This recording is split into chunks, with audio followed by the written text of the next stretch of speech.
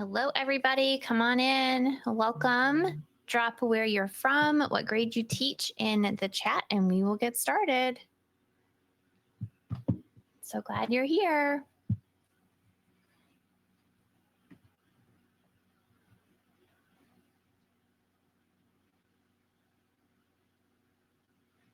Come on in. Come on in.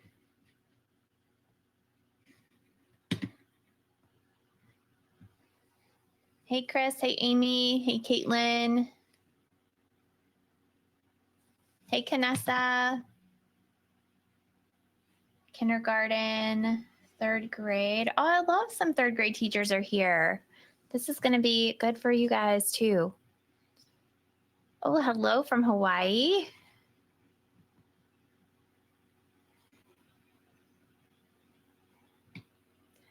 Hello, hello.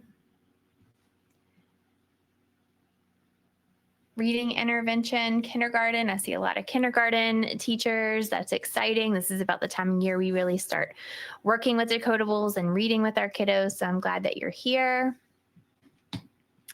Hello, Julia. Hey, Lauren. I hope everyone is doing well. We are going to get started because this is going to be a fast and furious presentation today. We're going to try to get it all in 45 minutes. We have a book study right after this in the Route to Reading community. So we're going to go through everything, and I'm going to share everything with you. So I literally brought my bin. You can see I brought everything that I am doing with a group of first graders next week, and we're just going to go through it, and I'm going to show you how quickly and easily you can plan a phonics lesson for your students. All right, so let's get started. I'm going to start with a poll, and I just want to know what you would hope to achieve with this webinar today. So I'm going to drop the poll, and all you have to do in the chat is just click one of the three options. So what do you hope to achieve with this webinar today? Get phonics tips, learn to streamline planning, or have everything you need in one place? So go ahead and fill out that for me, please. I see a lot of streamline planning answers. That's great. Have everything in one place. You're definitely going to get some streamline. We're going to streamline some of your planning. I'm going to give you some tips today, and hopefully through all of this, you'll be able to start to work to get everything in one place so that it'll be easy for you to organize your planning. All right, so today we are going to examine some best practices when it comes to phonics instruction. We're going to learn how to simplify your small group lesson planning, and we're going to look at a lesson plan together. I have some freebies for you today, and that includes a lesson plan template that looks very much like this one. When I say I literally just brought my lesson plans from school, I really did just do that. So I've got that lesson plan for you today. I've got a sample typed up for you today, and then I have some pre-filled lesson plan templates for you. And what else do I have? I have a nonfiction text for you. It's the one, Beaches, that we are working on next week. So I have that for you as well. So all of those are coming at the end, and a certificate for being here live. All right, so we're going to go through, if you've ever had the Phonics Roadmap with me, we spend a lot of time talking about the background of phonics. I'm not going to do that today because my guess is if you are here and 60% of you said that you want ways to streamline your planning, then you already understand a lot about phonics instruction. You just need to know how to simplify that planning process. So that's what we're going to do today. All right. So when we think about phonics instruction, it's how our students make that connection between sounds, the sounds that they hear, and written form. And so when we're thinking about that, even for our kindergarten students, they're starting to really kind of put those pieces together. I know personally, my kindergartners are learning now. They've learned all the sounds. They've learned blending and segmenting. We've just finished up short vowels, and now we're moving into that ending CK, and we're starting to give them some decodable books, which is super exciting because they are realizing realizing now that they are readers, which is really, really cool. And the same thing goes for if you're first, second, or third grade. You might be moving a little bit away from teaching those phonics skills in isolation all the time, and you're adding in some decodable text. So we're going to talk about that today. But we really want to make sure that when we're teaching phonics, we're teaching it in an explicit and systematic way, but that we're also giving our students time to apply those skills. And so that's what we're going to talk about today. So just a brief overview of phonics instruction. When we are born, our brains are not wired knowing how to read. We aren't born that way. So you as teachers in kindergarten, first, second, reading interventionists, third grade teachers, when you sit down at a small group table and you are giving an explicit phonics lesson, you are reshaping your students' brains. You're strengthening an area in the brain that wasn't even there to begin with. And that is what is helping your students be able to make the connection, and you're building strong decoders, and you're helping them to be able to become fluent. So we are born with something known as the phonological processor, and that's this area. That's how we take in sound. And we're born with also this part right here, which is the orthographic processor, also known as the letter box. So this part of the brain is responsible for the pictures, right? So you look at mom and you see that it's mom, or you look at dad and you see that it's dad, or you see a four-legged furry thing with ears and it's all a cat, right?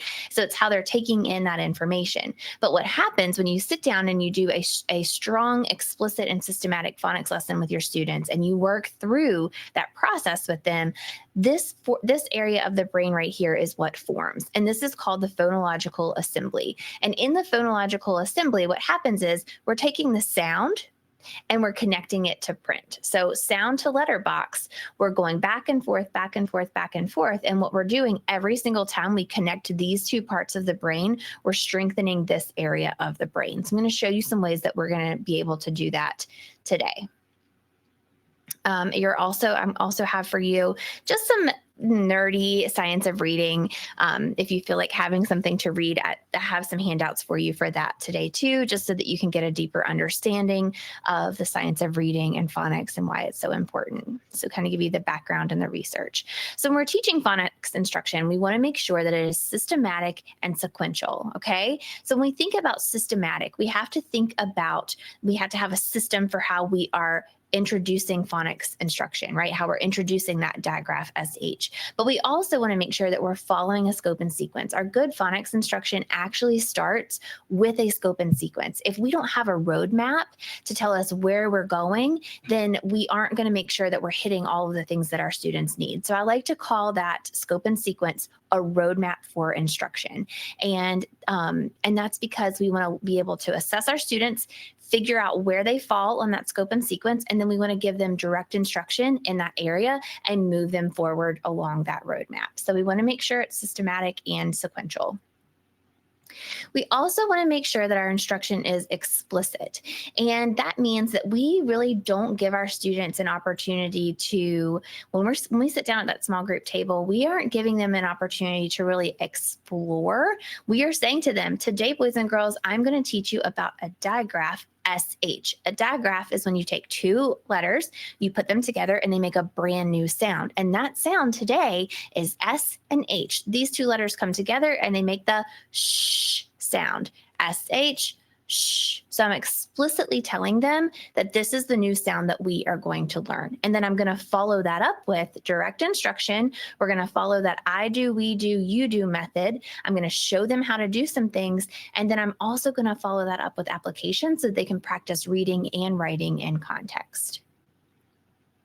And we want to make sure that it's consistent. So if I look at this poll, 60% of you that are on this webinar today said that what you want is to be able to streamline your planning process. Well, I have a theory that when it comes to planning, the problem that we as teachers have is the consistency piece. And that's because we are immersed in all kinds of fun activities, all kinds of phonics activities, decodables. One thumb scroll on Instagram, we can become very overstimulated with all that there is to offer out there for phonics instruction. The same thing is with Pinterest. We get on Pinterest, we get all these ideas, and then we just have all this stuff and we don't know what to do with it. So I would like to encourage you today to really think about consistency. That is what you are putting in this bin for your students and for your lesson plan every week. I will tell you that I pull 4 groups a week independently on my own, and I do 5 other groups inside the classroom where I'm modeling and coaching for teachers, and everything that is in this bin is in every single bin for every single lesson that I teach. Now, if I'm teaching a kindergarten class, I may not have all of this in here, but for the most part, everything I have is the same. I'm just switching out the phonics skill.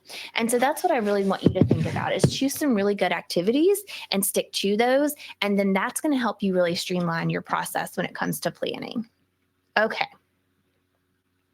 So these are the lesson plans that I was sharing with you. These are the scripted plans that you are going to get today for coming to the webinar. Okay, so it has everything on here you need. It has the wording that you use for certain activities. It's all there. But what I want to tell you about this is I want to encourage you to use this lesson plan, but not read from this lesson plan. I want to encourage you to use this lesson plan on the screen to fill in your own and make it your own lesson plan with the template that I'm going to give you today. Because if you are able to plan your lesson, right, instead of just picking up a scripted program, you're going to own it a little bit more and you're going to understand what it is you're teaching a little bit more. So use this as your template for planning, but really fill out that blank lesson plan template that I'm giving you today.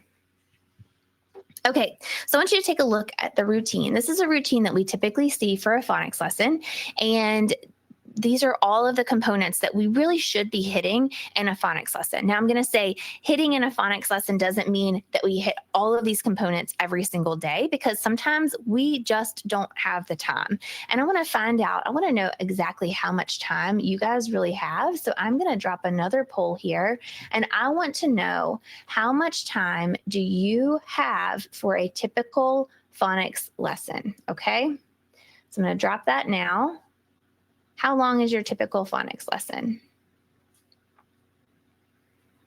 You have 15 to 20 minutes, 30 minutes, or just for fun, what's a phonics lesson? All right, so 15 to 20 minutes is perfect. And you can really fit in a lot of these components right within your 15 to 20 minute lesson plan block. And I have one more question for you. I want to know, before we get started today, how long it typically takes you to plan a phonics lesson with all of these components for all 3, 4, or 5, if you're an interventionist, 10 groups. So I want you to think about how much time it takes you to plan, gathering materials, writing the lesson plan, doing whatever research you need to do about the phonics skill, and putting it all together. So go ahead and fill out that poll for me also. I'm going to drop that now. So how long does it take you to plan phonics lessons? 20 to 30 minutes? This is all of them, 45 minutes or more, or 10 minutes? So we've got a lot for 45 minutes. That's being able to gather your materials for all of your groups, write out those lesson plans, put everything in your handy dandy bin, and get it ready to go. Okay, 20 to 30 minutes is, we have about 33%, 20 to 30 minutes, and about 63%. 45, and we have 4% for 10 minutes. So my goal is to help you be able to plan your lesson in 10, maybe 15 minutes, not just one lesson, but all of the lessons that you have. Like I said, I have 9 groups that I do, and I can plan them in 10 to 15 minutes and get everything ready to go. So that's my goal for you today. All right, so these are all of the components that we need to include in a phonics lesson. Depending on time, we may not have all of the, oops, let me make sure I've got my chat up here. Okay, we may not get them all into our phonics lesson in a day, but we need to make sure that we are using them within the week when we are teaching them. But I want you to take a look at something for me. I want you to look at how much this takes up. Okay, this is a lot. Phonemic awareness, your visual, your auditory drills, your blending drills, your vowel intensive if you need it, heart words, and then your focus skill. Okay, this to me looks like it would take up the bulk of your time for phonics instruction. And this to me looks like it wouldn't take up as much time, right? Because we've got all of these components here. And then we're kind of like, oh, okay, let's throw in that decodable. Let's throw in that dictation at the end. And we don't want to do that. We want to make sure we're spending time in text.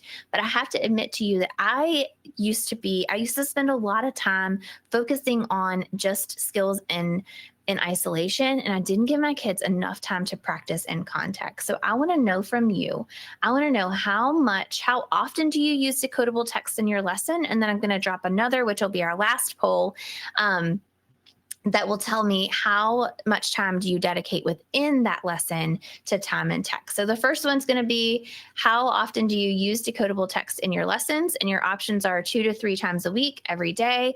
What's a decodable text, or not enough? So we've got every day, we have 2 to 3 times a week, not enough, not enough.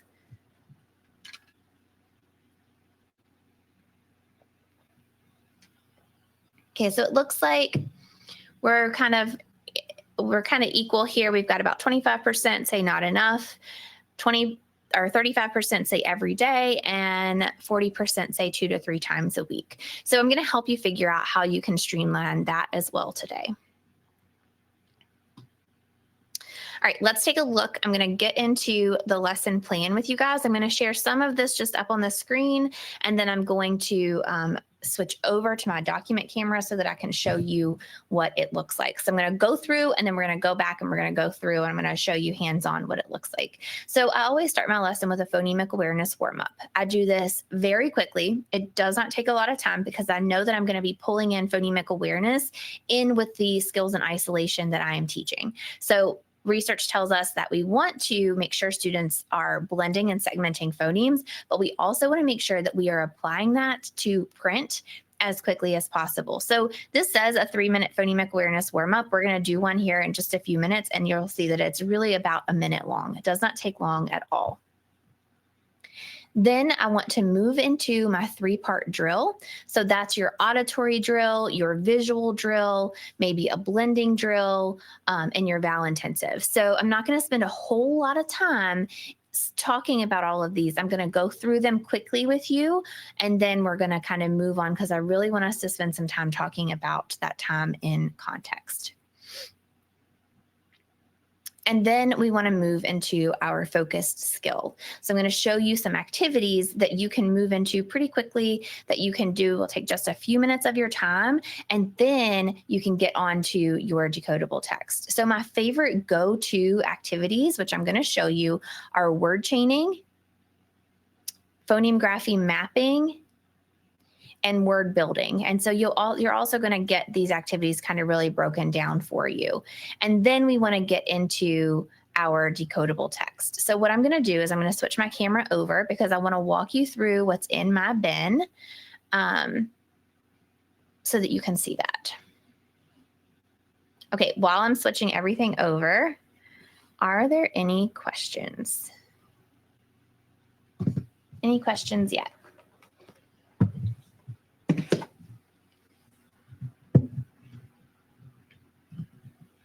All right.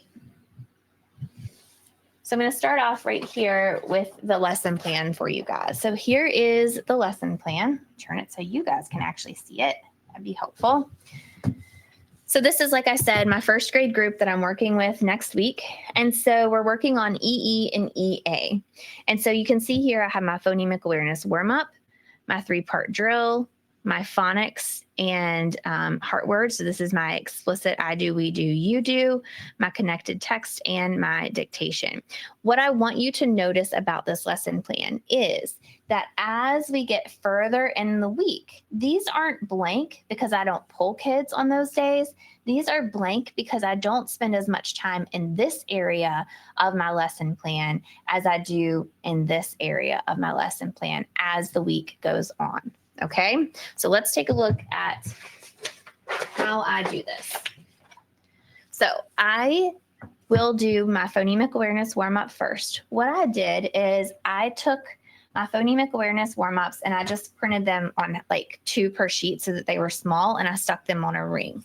So what you see here is I've just transferred over each day what those words are going to be for segmenting and writing. So very quickly, I would ask them, okay, boys and girls, my word is B-E. What's my word?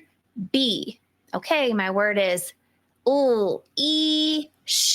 What's my word? Leash. And then I might ask them to tap out some of the words. So I might say, okay, boys and girls, get your arms ready, get your tappers ready. Your word is steam. Steam. Good job. Your word is each. Each. Each. Good. And your last word is see. Ready? E. C. And then we're moving on. So that literally probably took about 30 seconds to do. So I just kind of plan that out. I pull the words from my phonemic awareness warm-up, and then I'm ready to go. And the reason I keep these on a ring, this goes back to that consistency piece and that streamlining your planning piece, is it doesn't matter where what group I'm doing. I just keep this on my little cart. And then if I'm doing blends, I flip to the blends page. If I'm doing digraphs, I flip to the digraphs page. Everything I need is kind of right there. So I'm not pulling from a bunch of different resources all the time. I just have a one ready to go set. Okay, so then we want to move into, I see Amy says, if your whole group phonics lesson has phonemic awareness included, can you skip that in your small group? Yes, you can absolutely skip it in your small group because like I said, you're going to be down here. And if you look at these activities right here, then what you're going to have is some phonemic awareness that you're applying to print. Okay. Yes, it is, but hold tight because I've got a 30% off code for everything today for you. So just hang tight, Kelly. Okay, so now we're going to move into the visual and auditory drill part. So this can be very simple. I keep my cards handy and they just go through and they're going to tell me the sounds, right? The auditory drill is going to be the opposite. I'm going to say to them, okay, your word is, or the sound is ah. A says ah. Well, now that I'm working in EE and EA, I might say to them, okay, boys and girls, you are going to give me all the ways you know to spell E. E says eh. E says E. E consonant E says E. EA says E. EE says E. So they're going to be writing those. I use these for the younger students, but as they get a little bit older and they're having to write more, I just give them a whiteboard and that's how we use it for our auditory drill.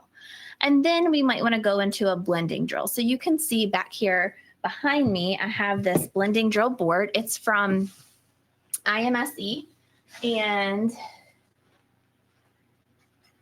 I just go through and we read a couple words. So at, mat. And then I would have several words stacked here. So I would just kind of pull down one and we would read the next one. At, bat.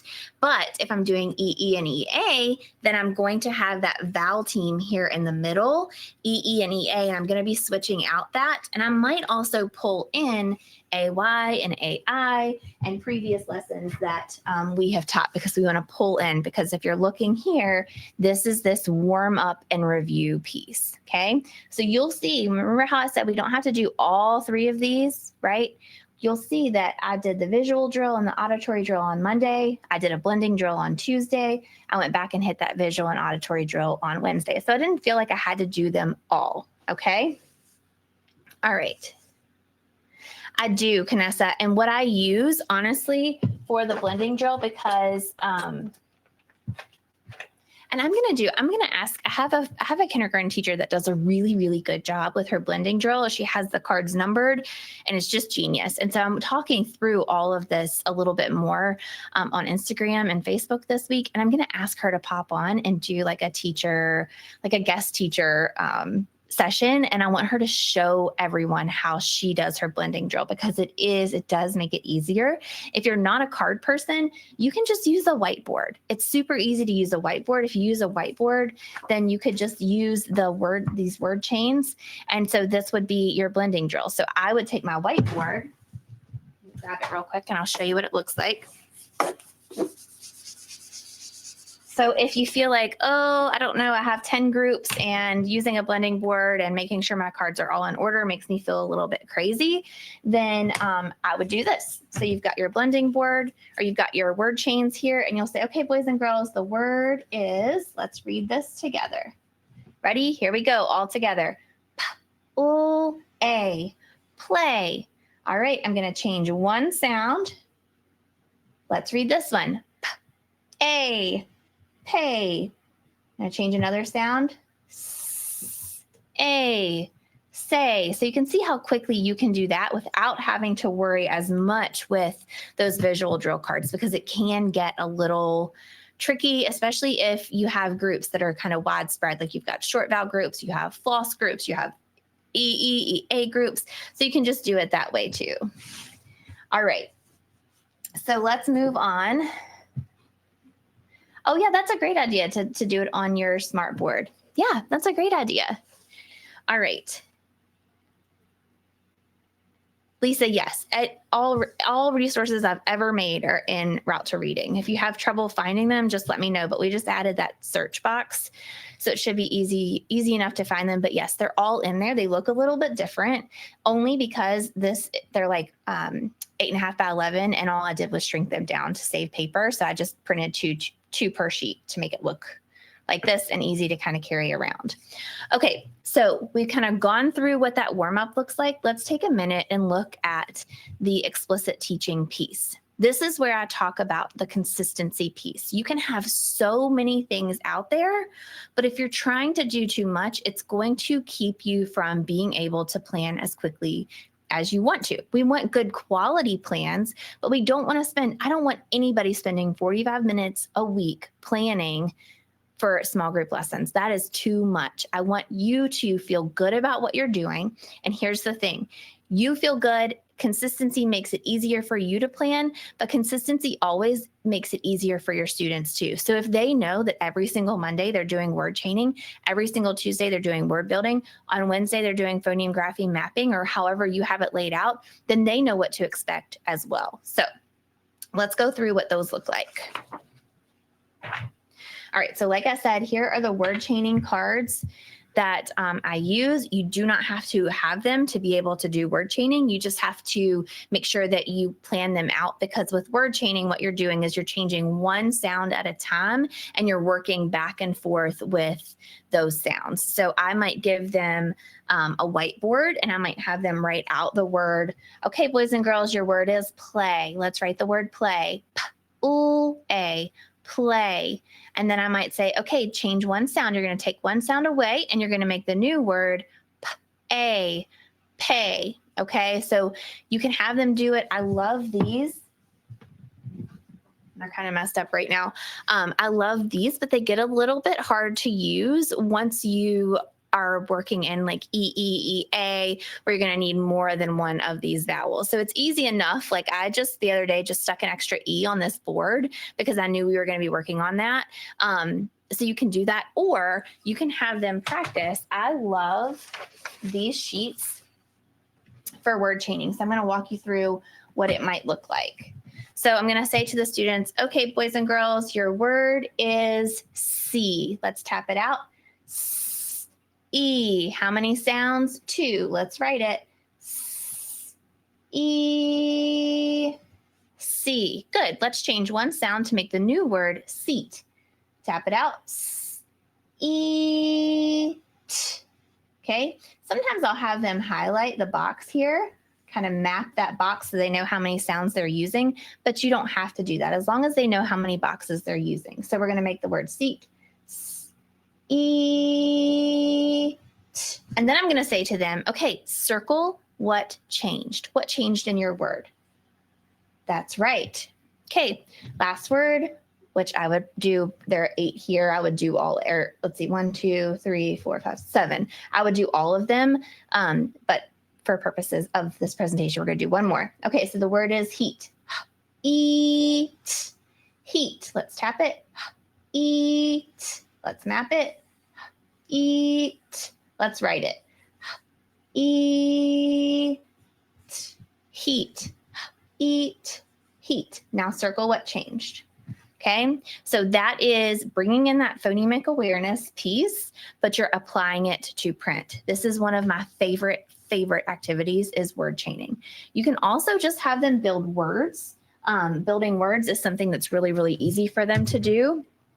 And that's just giving them a list of words and having them, see if I brought those with me. So just giving them a list of words and having them spell them on a whiteboard. That's very easy for them to do as well.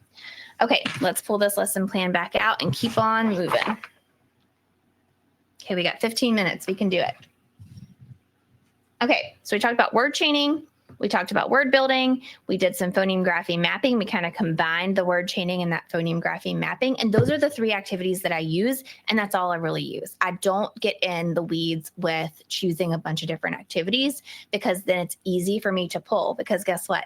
I'm only pulling maybe this word list, but these are already made, ready to go, and I have them for every skill. So they're ready to roll. Okay. Now, let's talk about decodables for a little bit because this is where it can get a little tricky for us. Okay, I want you to see how we talked about this kind of starts to taper off the top part here, but I don't not do decodables in the first couple days. I just don't always give them a full text to read the first couple days. I want them to feel successful. So we've gone through, I've changed some words, we've done some word chaining together, and then I've released them to do some of the word chaining on their own. And now I'm going to bring it into some connected text. So on Monday, I might use words. I might just have them read these words. Okay, let's go through and let's read these together. And then we're gonna read the second page all on your own. Okay, these are also great to have handy, just a word list. You can just type them up very quickly for when students finish reading their decodable text so that you have something else to hand them so that they're continuing to practice while they're waiting on their friends to finish. But on Monday, I might just give them some sentences to read. We might chorally read these. We might echo read them. We might I might have them read them independently. So we're just going to go through and we're just going to read the sentences. Okay, so you'll notice they have EE and EA, but what you'll also notice is we're bringing in those previously taught skills. We've got the CH there. We've got our digraphs. So we're bringing in skills that we've already taught them so that they are continuing to practice that as well. So maybe we might do sentences. We might do some sentence pyramids. I don't know that I brought the sentence pyramids with me. But sentence pyramids are just where they're having to read, like, if the sentence is the cat is on, the cat is on the cat is on the rail. So they're reading it kind of that way. And then by Wednesday, we're getting into reading decodable text because Wiley Blevins says that at least 50% of our phonics lesson, our students should be applying what they have learned in isolation to context. So he says when he goes in and he works with school districts and he works with schools, what he notices is teachers do a really, really good job of focusing on skills in isolation. So they've got the word chaining down. They've got the phoneme grapheme mapping down, right? They're doing a great job with cumulative review, but guess what gets left behind? What gets left behind is the decodable text. So he says he wants to see more of that application because that's where the learning really sticks, that they're applying what they know, and they're being forced to sit in that kind of awkward phase of, I have to sound these words out, right? We're building readers and we're building fluency. I'm going to stop because I see a few questions. Michelle says, so just to clarify, you would not have a phonics small group and a reading group. We have just made our reading groups more explicit with built-in phonics instruction. Yeah, I wouldn't. I would, so kids need to be exposed to lots of different text, but they are exposed to quality, like authentic text in whole group.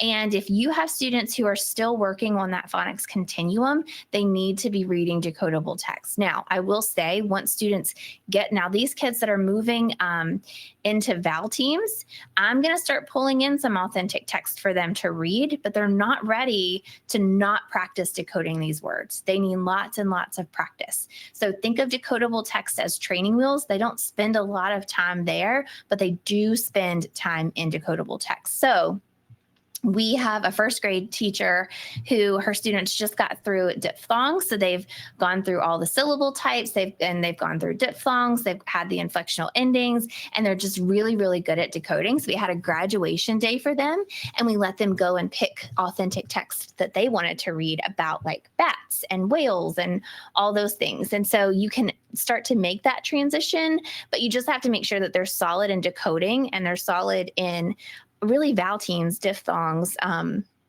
reading multisyllabic words, being able to understand what those inflectional endings are before kind of moving them away from those decodable text. Okay, Canessa says, do you ever incorporate blending lines before reading the connected text? Yes, I do. And I brought those to show you too. So this is for and Wiley Blevins has blending lines as well. So this is one of the decodables that I just wrote, and it's called Peach Jam.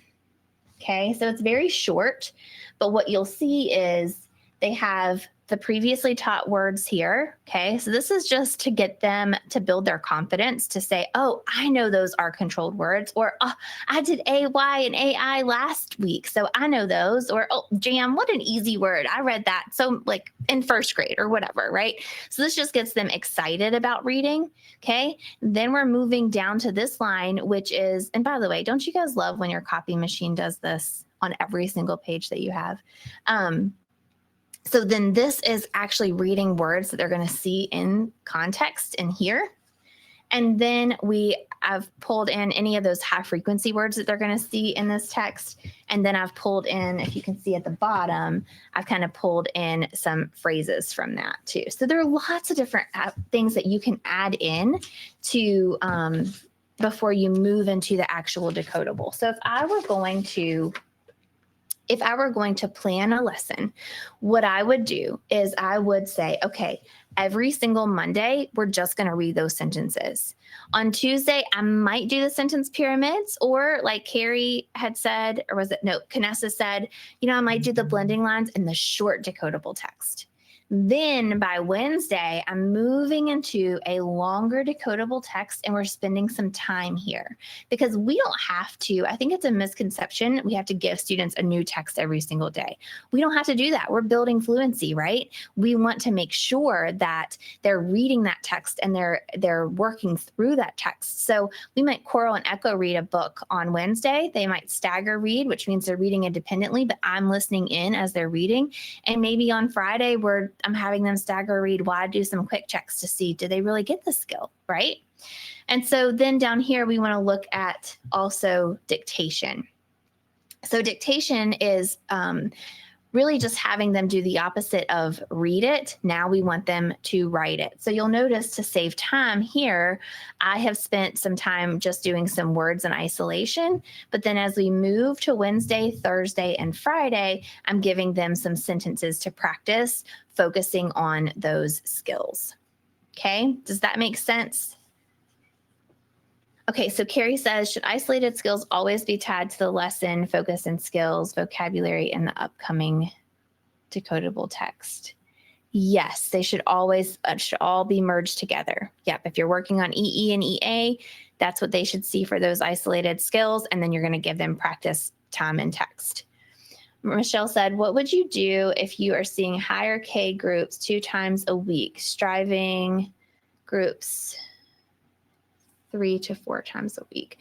So if I'm only seeing higher kindergarten groups 2 times a week, it would depend on where they are, but I would spend some time doing with kindergarten. I would still be working in that isolation, phonics skills and isolation, and maybe give them some words, maybe give them some sentences. The sentence pyramids are really, really great for kindergarten because it kind of helps them to feel confident.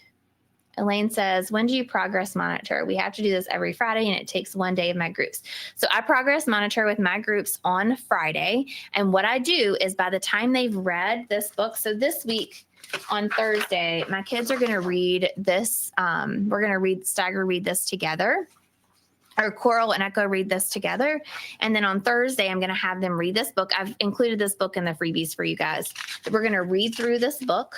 The blending lines are kind of already there. So we're going to read through this on Wednesday. And Wednesday they'll stagger read. And then I'm going to have them either stagger read or partner read on Friday while I'm doing the quick checks. Because by Friday, they have read this 1, 2, and this will be the 3rd time that they've read it. So they can partner read that while I'm doing some progress monitoring. Amy says, would you change anything? Sorry, it keeps popping up. If you have students who are still struggling to name letters, and yes, if they're still struggling to read letters and sounds, I'm not going to bring any decodable text in. We're going to focus right there in this area of the lesson plan and this area of the lesson plan. We're going to do lots and lots and lots of visual and auditory drills to build that automation. And then I'm going to have them practice putting that phonemic awareness piece that we practiced and those letters that we practiced and putting it into practice here within those skills in isolation. So maybe some word chaining, maybe even something as simple as just having them segment and write, right? So they're just going to push up. The word is cat. K-a-t. Now I want you to write the words, k, or the sounds, k-a-t, cat. So you could do that there as well. You could also have them just kind of go through and do some dictation. So you could do that as well. Okay. We use interreading and there are 3 long decodable texts per week. I would absolutely, Kim, just focus on one. I would focus on one. Those are great to have. You can drop the other 2 into their independent bin, or they can partner read during literacy station time, but I would focus on one unless they are just flying through it. If they're flying through it, give them the other one. But I think one of the mistakes that we make is not giving them time to build that fluency piece. Okay. So then the last thing we want to do is we want to make sure we're adding in dictation. And so we'll add in those sentences. So what I want to do, because I want us to have time to really look at this and focus on planning a lesson, because I've given you guys a lot of information and I want us to be able to plan to really talk about this together. Okay. So when we're thinking about streamlining your planning, when you're planning with a group, I want for you to really think, what is my goal for this group this week? Do I have a group of kindergartners who I really just need to work on visual, auditory drills, phonemic awareness? If so, do not feel bad about cutting this part off of your lesson plan. They're not ready for it. It's fine. They can work on skills in isolation, right? If you have a group of first graders who you really need, I mean, it is almost March. Those kids have got to be reading. They've got to be fluent. They've got to be ready for 2nd grade. I'm going to be pushing decodable text. I'm going to have them working through those decodable texts. So I'm not going to spend as much time here. I'm going to spend more time here. So you really have to think about it and really understand where your students are. But this is what I want you to do. I want to think about this lesson plan. And I want for you to just take a few minutes and I want you to look at this lesson plan and I want you to think about a group that you have. And I want you to think what this lesson plan might look like for them this week. Okay. So take just a few minutes and I am going to check the chat.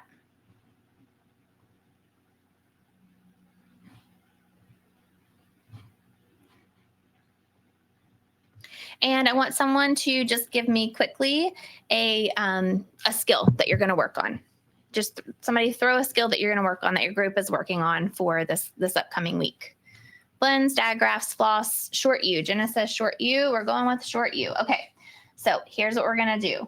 We're going to start. Whoops, something's happening with my screen. All right. So Jenna says short U. So teacher Jenna, your goal is for students to read and spell short U words.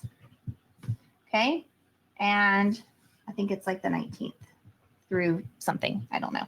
Okay. So now, Jenna, what we're going to do is we're going to go pull our handy dandy phonemic awareness warm-ups.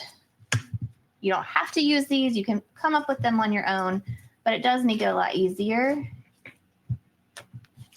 And I'm just going to plan through. So we're going to do cub, gum, hug, dug, and I cannot read, tug. And then Tuesday is going to be fun, yum, rug, jug, mug. Wednesday is going to be sun, run, dug, bun, tug. Okay.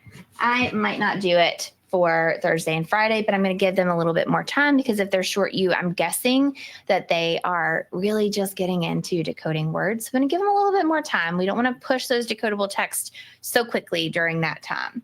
All right. So somebody throw out there, tell me, what do you want to do on Monday? A visual, auditory, or blending drill? Somebody type it in the chat for me.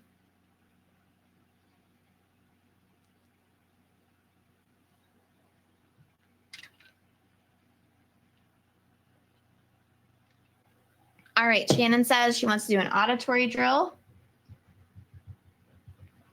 And I'm going to brainstorm a little bit here because if we're doing short U, on my scope and sequence, we would have worked on A, I, and O already. So I'm going to pull in those vowels, and then I'm going to throw in some consonants. Okay, that's what we're going to work on for our visual drill. I'm going to do...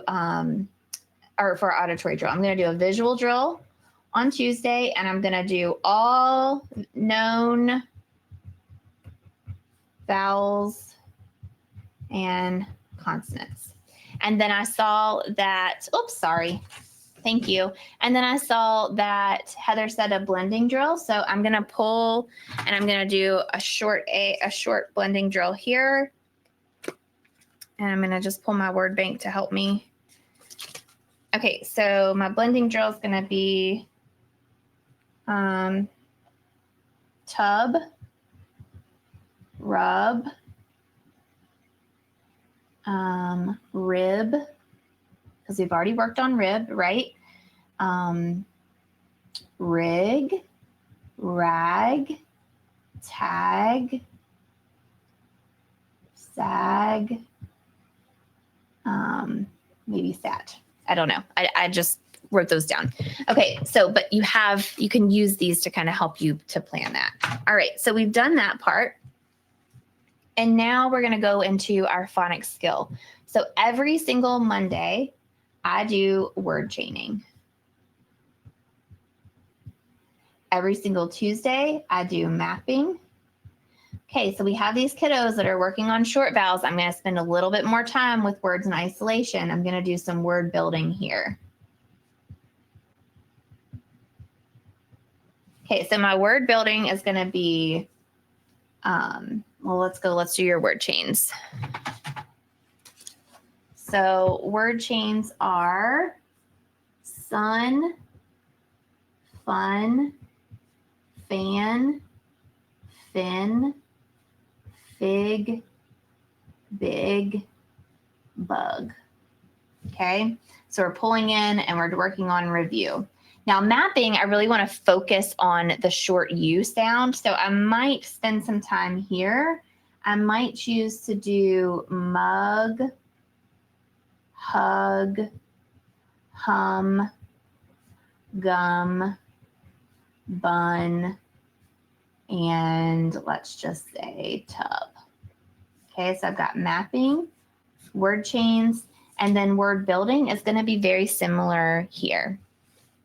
So word building, I might have them again practice. I might do bug, bud, mud, mad, map, mop. So there's my word building. Then I'm going to pull in my connected text, whatever that is. So on Monday with a short U group, I'm going to pull in some just sentences, and we're going to do a dictation of 2 words. We're going to do cub and rub. And then I'm going to do some sentence pyramids here. And then I'm also going to add in some words. So we're going to do pug and lug. Then I might pull in a text. So it's funny because right here I have bugs. So I might choose to read bugs with those students. So we're going to choral read bugs. Okay, then we might echo or stagger. And then we might stagger or partner, depending on how they do. Okay. So then I'm going to pull in my sentences and I might write them there. Okay. I know that's fast and furious, but then all I have to do is stick everything I need in my bin and I'm ready to go. So word building and mapping, there really isn't a difference. I separate them because one day I might do tap it, map it, write it. And then the next day, just to give them a different, keeping with the consistency, just give them a different activity. I might give them these words and have them build words with magnetic letters. Does that make sense? So stagger read is just having your students, if you have 5 kids at your table, you're going to touch and you're going to say, okay, Sam, start reading, start whisper reading. Then you're going to skip the student beside them and you're going to say, Kim, start reading. You're going to skip the student beside Kim and you're going to say, Maureen, start reading. And then you're going to come back around the table. So the kid between the 2 that are already reading, now they're going to read. And then that next student's going to read. And so they're whisper reading at different rates so that you can actually lean in and listen to them. They're all reading. So gone are the days of round robin reading. They're all reading and you're listening in, but they're reading at different points in the book so that they're not copying off of each other, so that their brains are actually the ones doing the work. Okay, I feel like I gave you guys a lot of information. I promised 45 minutes and we're at 2:51. So I want to know from you what questions you have. If you feel like planning is easier now, if you just stick to the consistency of every single group. I've got a group next week doing R controlled. I have a group next week doing blends. I have a group next week doing bow teams. This is what the lesson plan is going to look like. The words are just going to change. So let me know if you feel like that was helpful. And if you, and what questions you have. I feel like this was fast and furious. I'm going to stop sharing my screen here. And I want to make sure that you get your handouts as well. Let me drop those for you. And I also want to give you a code. So at 3 p.m. today, actually it's working now, you can use the word shoelaces. Is it shoelace? Oh gosh, it's either shoelaces or shoelace. You can get 30% off of everything in my store to help you with your lesson planning. But I also want to invite you to join the Route to Reading membership, which is open. And inside the Route to Reading membership, I have so many resources. Every single resource that I share today is in the Route to Reading membership. And it's in there. Plus you get some exclusive coaching. We do coaching calls every month. I have office hours where you can hop on and ask me questions. You can say, hey, Amy, I'm doing an EEEA lesson plan. Can I show you what I have? Tell me what I need to add. Tell me what I need to take out.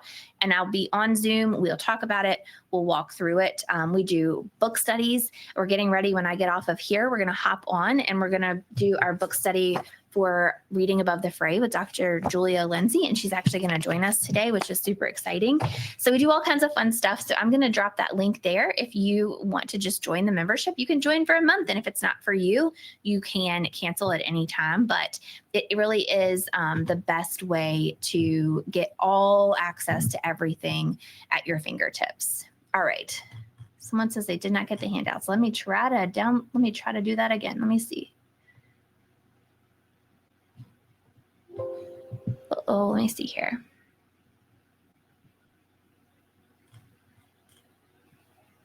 I'll drop it again. All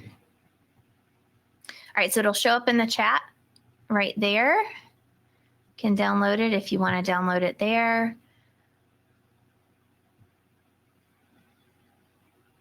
Oh, thank you, Emily. I'm so glad that you're part of the membership. I hope you're coming to the book study here in a few minutes. Oh, thank you, Rachel. Yeah, it is so helpful just to have everything in one place for sure. You have everything you need. You just go to the tab if you're teaching EEEA, you print EEEA, you download everything, you've got your lesson plan, you stick it in your bin, you're ready to go.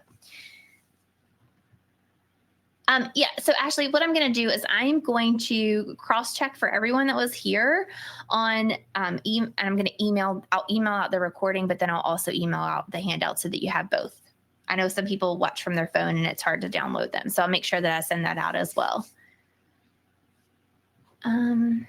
Okay, let me see if I'm getting all the questions here. For whole group, do you have short I and short E whole group slides? Yes, I do. I have slides for everything, Carrie. If you email me, I'll send you the link to those. You're welcome, Ashley. Thanks for being here. Oh, yay, Lisa. I'm glad you're coming to the book study. Julia's coming. I sent her the link before I got on. I'm so excited. It is really hard, Amy, you do feel very overwhelmed with everything that's out there. And I hope that if you learned anything with this webinar today, that it's okay to choose a few activities. It's okay. And it makes it easier on you, and it actually makes it easier on your students as well. Oh, yes. Yep. Yes, the MTSS is something we really need to work on, Shannon, for sure. All right. Thank you, guys. Yay. I'm glad you're coming, Michelle. Thank you, thank you, thank you. Thank you guys so much for being here. Please, yes, I will drop the link one more time for Route to Reading. Check it out. I would love for you guys to be a part of the membership because I really do try to give everything to that membership and the members. So I hope that you'll consider joining. All right, I'll see you guys in the book study. Thank you. Hey, I know this was fast and furious. Email me if you have questions. I'm always happy to help. Always happy to help. So you just email me and I will get back to you. All right. Thank you, guys. Thanks so much for being here. I'm going to hop off so I can hop over to the book study. Thank you. Thank you.